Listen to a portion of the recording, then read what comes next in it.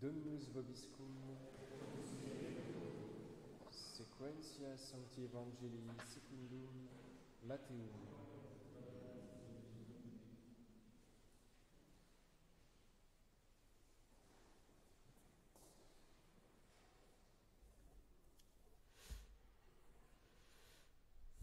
En ce temps-là, Jésus dit à ses disciples cette parabole. Un homme partant en voyage appela ses serviteurs et leur confia ce qui lui appartenait.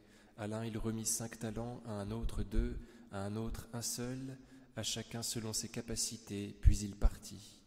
Aussitôt celui qui avait reçu les 5 talents s'en alla les faire valoir, et il en gagna 5 autres. Pareillement, celui qui en avait reçu 2 en gagna 2 autres. Mais celui qui en avait reçu 1 seul s'en alla creuser un trou dans la terre, et il cacha l'argent de son maître. Longtemps après, le maître de ses serviteurs revient, et il règle ses comptes avec eux. Celui qui avait reçu les 5 talents s'avança et en présenta 5 autres en disant : « Maître, tu m'as confié 5 talents, voici que j'ai gagné 5 autres talents. » Son maître lui dit : « C'est bien, serviteur bon et fidèle, en peu de choses tu t'es montré fidèle, je t'en confierai beaucoup. Entre dans la joie de ton maître. » Celui qui avait reçu 2 talents s'avança et dit : « Maître, tu m'as confié 2 talents, voici que j'ai gagné 2 autres talents. » Son maître lui dit : « C'est bien, serviteur bon et fidèle, en peu de choses tu t'es montré fidèle, je t'en confierai beaucoup, entre dans la joie de ton maître. »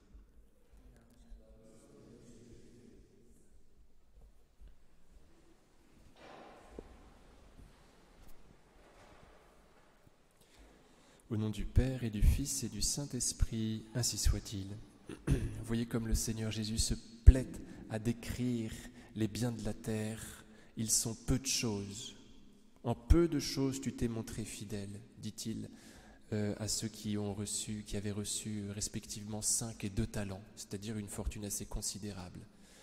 Tu t'en es séparé, tu as accepté de les investir, parce que en loi chrétienne, vous voyez, il est toujours question de séparation, d'investissement, pour pouvoir ensuite gagner. Alors, il faut faire un effort de séparation. Pour Jésus, c'est peu de choses, c'est rien ce que tu as fait par rapport à tout ce que tu as maintenant. Alors tu as ma joie qui t'entoure, tu peux rentrer à l'intérieur d'elle, entre dans la joie de ton maître, mais je te confie des richesses considérables. Le Seigneur se plaît, un peu partout dans les évangiles, à nous montrer que l'argent va disparaître. Ce qui nous a sauvés de la vie sans but que nous menions à la suite de nos pères, ce n'est pas l'or et l'argent, car ils seront détruits, c'est le sang précieux du Christ. Tout sera détruit, dit Jésus en contemplant le temple de Jérusalem, qui était la plus belle des choses, la plus belle des constructions du monde.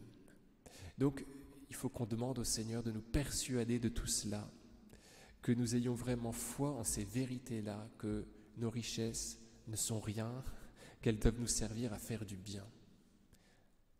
Une foi en ce que la vie éternelle, en ce qu'en la vie éternelle, nous puiserons dans le trésor de nos dons que nous aurons bien voulu faire sur la terre. Ce n'est pas simple du tout, mais c'est pour ça que le Seigneur rabâche les choses, qu'il revient dessus. En peu de choses, tu t'es montré fidèle. N'ayons pas peur.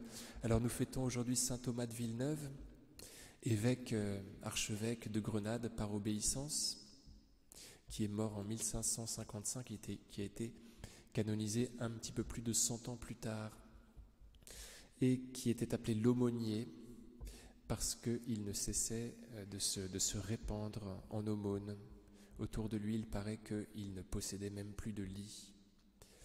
Voilà, donc qu'il nous donne cette force-là de nous séparer, d'investir, comme dit le Seigneur Jésus, pour notre joie et pour trouver des choses en paradis. Au nom du Père et du Fils et du Saint-Esprit, ainsi soit-il.